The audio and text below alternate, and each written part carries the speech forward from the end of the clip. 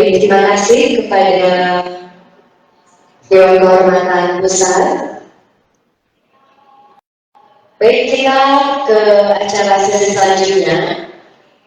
Ibu Dr. Fuli, kami minta untuk tidak turun lagi ke podium. Dan Ibu Dr. Fuli akan memaparkan untuk materi sesi kedua dari program dari Pengurus Pusat, dan juga akan ditemani oleh moderator yang ganteng dan tenar, nggak ada yang kenal. Baik, kita langsung menemani Ibu Fuli, Ibu Dr. Fuli di atas. Kak Fuli, dipersilakan. Berdua aja. Berdua saja kan? Jadi ada yang nggak sama Pak Bus. Iya, izin duduk di depan. Masya Allah,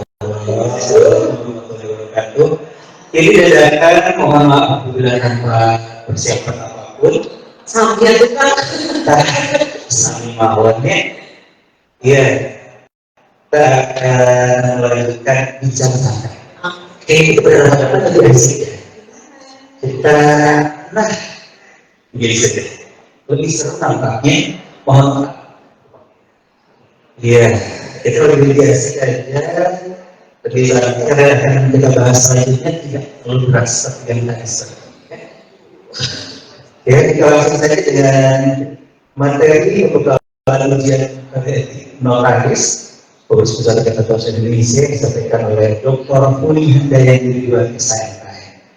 Ini kita nggak usah perkenalkan lagi, karena dari awal sudah mengandung acara. Ini luar biasa, salah satu narasumber yang cantik. Peter, ini kalau kita bisa tetap perempuan yang memiliki 3B ada di beliau, ya. Beauty, brain, beauty, ya. Setuju ya? Maksud saya ya. Maksudnya kita silakan pada Dr. yang ada di luar sana. Silakan. Saya terima kasih kepada moderator, Bapak Budiakan. Saya menyapa kembali kalau tadi saya sebagai moderator, kali ini saya melengkapi saja dari pemateri Dewan Kehormatan Pusat. Namun kali ini materinya nggak terlalu banyak. Saya sudah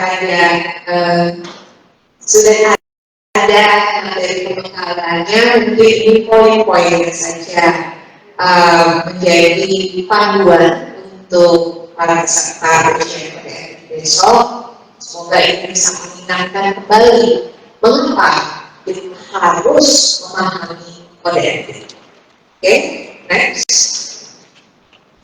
Boleh selanjutnya, ini adalah hal-hal yang harus diperhatikan oleh para peserta ujian kode etik.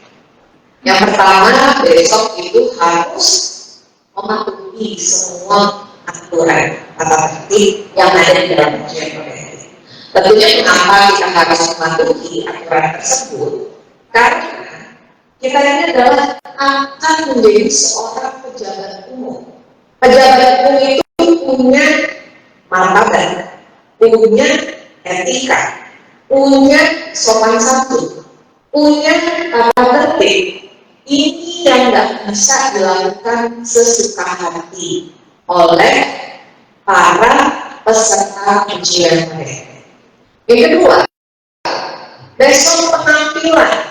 Tampilkan Anda itu tampil secara maksimal, tapi tidak berlebihan.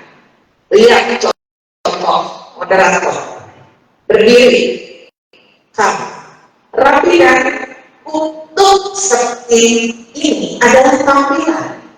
Tampilan itu bukan berlebihan pakai dari atas MB, Bulgari, Prada, tidak, bukan itu.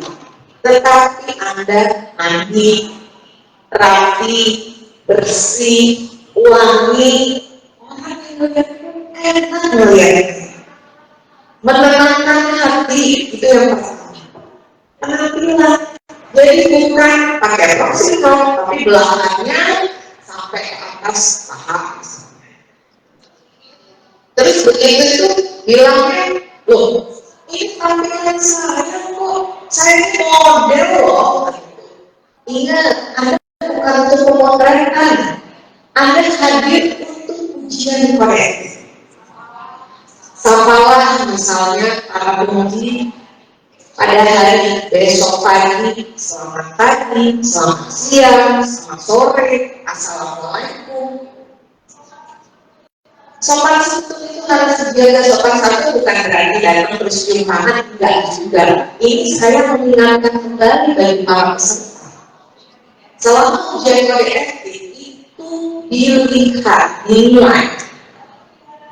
Lalu dari nilai-nilai atau hal-hal yang membuat orang akan melihat itu tidak objektif. Seperti bilang, saya ini anaknya si X loh. Saya nggak peduli Anda mau anak presiden sekalipun, itu tidak akan mempengaruhi seorang penilai. Tapi kan apa yang ada di dalam diri Anda semua, para peserta yang ada di ruang Zoom. Lalu di sini ada tunjuk diri dan jujuran. Seperti yang sudah tadi disampaikan oleh Ibu Ismi, Pak Risbeth, Pak Udin, bahwa jujur itu adalah hal yang utama. Jadi besok nggak boleh nyontek, nggak boleh bikin contek. Udah nggak zaman tuh sekarang nyontek, iya, saya tahu kok nyonteknya udah di kertas. Tapi nyonteknya di handphone, di smartwatch, ditaruh di mana Bluetooth, tidak ada. Besok sampai Anda melakukan itu, kami akan diskualifikasi saat itu. Ingat, ini tidak main-main. Amanah. Mengapa kita menekankan hal itu? Tanggung jawab Anda kelak sebagai orang pejabat publik itu sampai akhirat. Bukan sampai Anda selesai masa jabatan pensiun. Amanahnya ada di mana? Tunjukkan di situ. Sudah kuliah selama 4 tahun S1, 2 tahun MKN, magang 2 tahun, masa yang amanah. Mau cari instan, nggak bisa, bro. Tanggung jawab yang mencerminkan pejabat umum selaku seorang notaris itu seperti apa? Tanggung jawabnya bukan hanya sekedar semata-mata apa yang dibuatnya. Perbuatan hukum ini banyak. Jangan juga begini, Anda punya sosial media, terus Anda foto-foto di situ. Foto-foto terus Anda mungkin dapat kena teguran dari senior yang merupakan majelis pengawas atau dewan kehormatan. Terus Anda bilang begini, suka-suka gue loh, ini sosmed gue. Nggak ada dari notaris itu merupakan bagian dari kehidupan kita. Bukan jahil banget ya jadi notaris, memang karena seorang pejabat umum dan tidak main-main, kita diangkat oleh menteri. Jadi tidak bisa bilang ini adalah ranah privat, ranah pribadi.